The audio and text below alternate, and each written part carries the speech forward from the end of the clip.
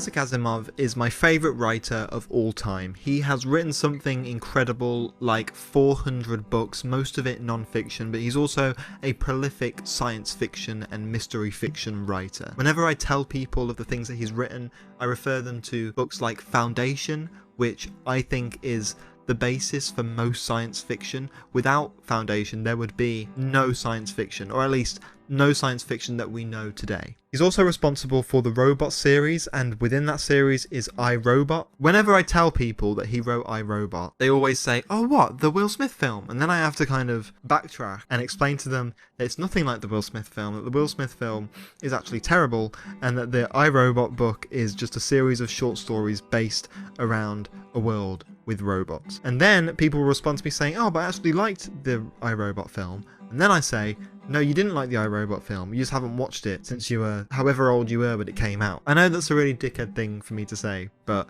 if you go back and watch it now, you'll realise it's not great, and it really does a disservice to what the books actually are. Although it does end with a sort of mystery reveal that a lot of Asimov books are known for, and that's what I want to touch on right now, the idea of mystery within fiction and why it's so important. You might be thinking, Sam, you've only mentioned his science fiction books, what do you mean about mystery? Well, he is a prolific writer. I mean, with 400 books and God knows how many short stories under his belt, he has written so many books in so many genres. Even some of his science fiction stories could constitute as mystery stories, especially in the Robot series. One of my favourite series of his is The Puzzles of the Black Widowers. It's a really good, light-hearted, light reading kind of book, but it's also a mystery. It's a cozy mystery, essentially. Each story follows a club of gentlemen, and they're all sat round just having a talk, and each time one of them brings a guest with them. In every story, they say to the guest, how do you justify your existence?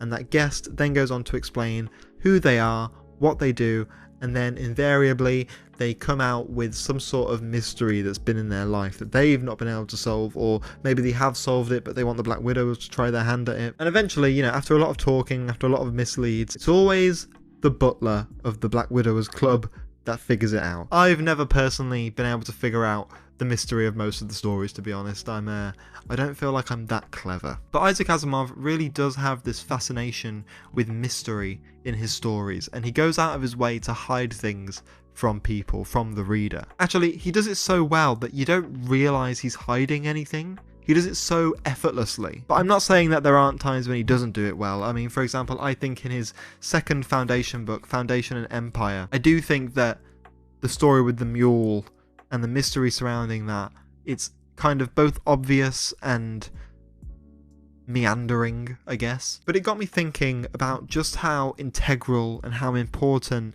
mystery is to all stories, all fiction. You've got to have an element of mystery in the stories that you tell. And if you're a writer or a filmmaker or something and you're trying to craft a story but it's not landing with people, maybe this little tidbit, this small little video might be able to give you some inspiration for mystery. Some other examples of fiction that do mystery really well is Attack on Titan. Attack on Titan is superb at mystery. It presents you with this world of humanity living inside these walls, and you have the impression that this is all that's left of humanity, this is all there is. And then as it goes on, as it peels back layers and layers of the story, and you learn more, but then you get more mysteries and you try to piece it all together, as well as the characters that live within that world. It's so intriguing, it's so fascinating. Each episode kind of ends with something intense happening or some sort of mystery either being resolved or being asked.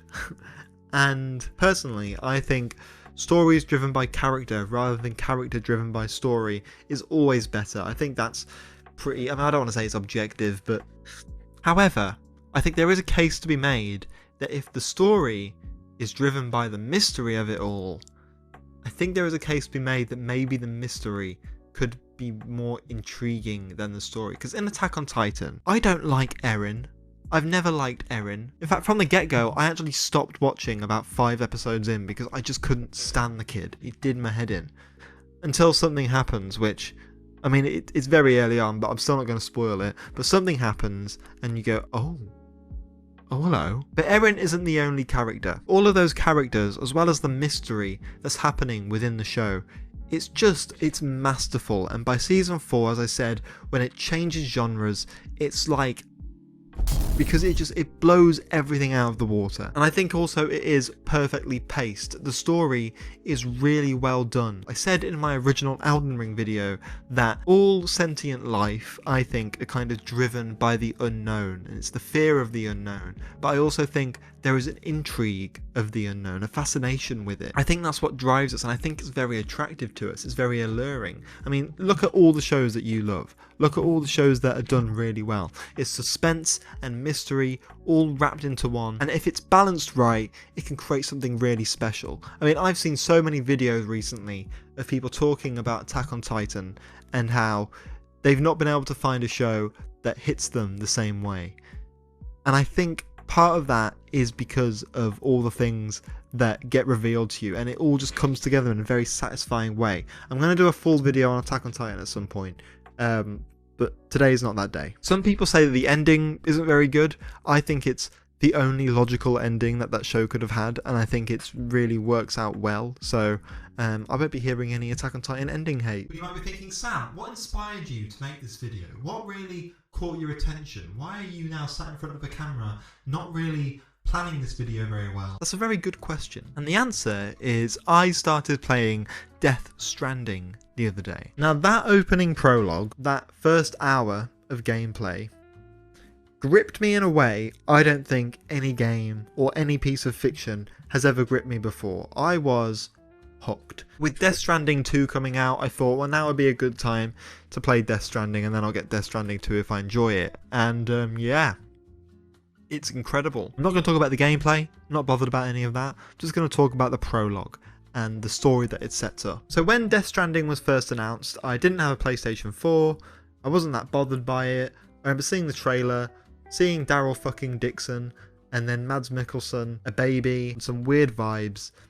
And I understood it was Kojima. I didn't know anything about him, never played Metal Gear Solid, so I didn't really touch it. And then I went to my friend's house, the same guy who let me borrow Elden Ring, and I tried out Death Stranding, and I enjoyed it, but I didn't really go back to it. And then a few years later, with Death Stranding 2 coming out, I thought, okay, now I'm going to try Death Stranding. And I did it live on stream, and it was incredible, and part of me wishes I didn't do it on stream, because I kind of wish I had that experience just to myself. And also, it was the perfect time to play it. I needed a break from Elden Ring. I was very tired of it, quite exhausted by it. Now look, I'm not going to sit here and tell you that I fully understand what was happening in that game.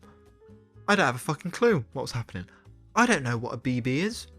I don't know what time fall really is. All I know is I think it makes you older because his hair went grey and his skin went wrinkly, and one of the people died turning old. I don't know what the beached things are. I think they're alien or something. I think I saw that online somewhere. But dude, that entire prologue is riddled with mystery. It doesn't tell you much. It gives you exposition in a way that doesn't tell you anything.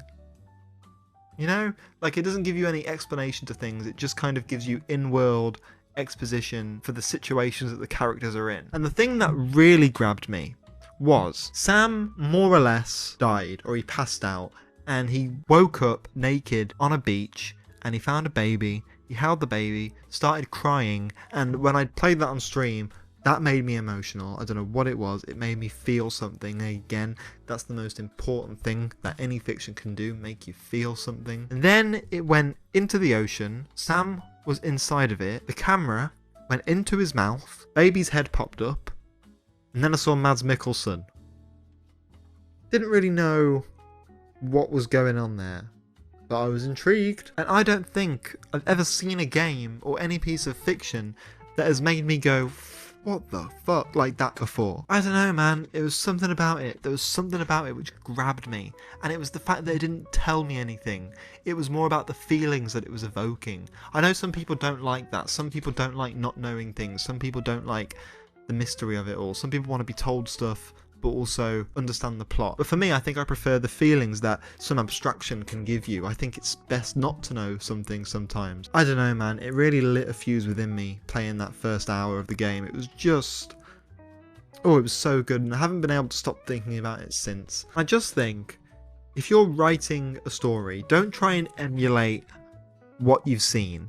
I know people say write what you know. Don't write what you know. Write what you like. Writing is magic. Any sort of art form is, really. And I think the minute that you start over planning it, the minute that you start thinking too hard about it, or start thinking, you know, oh, this has been done before, or this isn't very original, or, you know, what am I saying? Just go with what your soul is saying. Just go with it, because it will be worth it in the end. If you care about it, if you love what you're doing, there is no way that what you're doing isn't going to come out looking great or feeling great. Fuck what anybody else thinks. The mystery is within you. The mystery that you want to write about will present itself in time. Same goes for if you're going to edit a video and you see like an empty timeline. That's the whole mystery, and you're going to figure it out. When I cut together this video, which is just me fucking yabbering on, just create something, man. Please don't waste your time thinking about every little detail about whether it needs to work. There will be times when once you've finished it, you'll need to rework some stuff or redo it. You know, people will have opinions on it. What's important is that you're telling your vision, that you're doing your best, and you don't realize it, but the mystery and, you know, the act structure and everything about it, the characters, it will all come. You just need to keep honing the skill, honing the craft, figuring out what you're doing. You're not going to be good at sculpting at first. No one ever is. But over time, with more practice and more love, you figure it out. And exactly the same thing goes for writing, goes for art, goes for dancing, goes for songwriting, goes for video editing, goes for filming. Anything, you will figure it out. So yeah, this has been quite a long ramble of a guy talking about fiction and mystery and what it means to him. But hey, that's what we're here for, baby. Also, there will be a new Elden Ring video soon. Don't know how soon is soon, but soon. We've also got some new members. We've got 9 members in total now, which is fucking mental. And if you're a member and you haven't joined the Discord, please join the Discord. That's where all the benefits are. You do get this video early and other videos early, but the benefits are in the Discord. You get some behind the scenes, early access, you get some input to things, so make sure you're joining the Discord, link in the description. But, move out the way. Here are the members. Derek Arthur, Puefu, Split Prune, Travis Baker, Frog and Toad, Namfam, The Worst Protagonist, Jack is a Mimic, and Timothy German Games. I hope those games are very German, and I hope those mimics are very mimicky. That was absolutely terrible. Thank you for watching, and I'll see you on the other side. New Elden Ring video soon.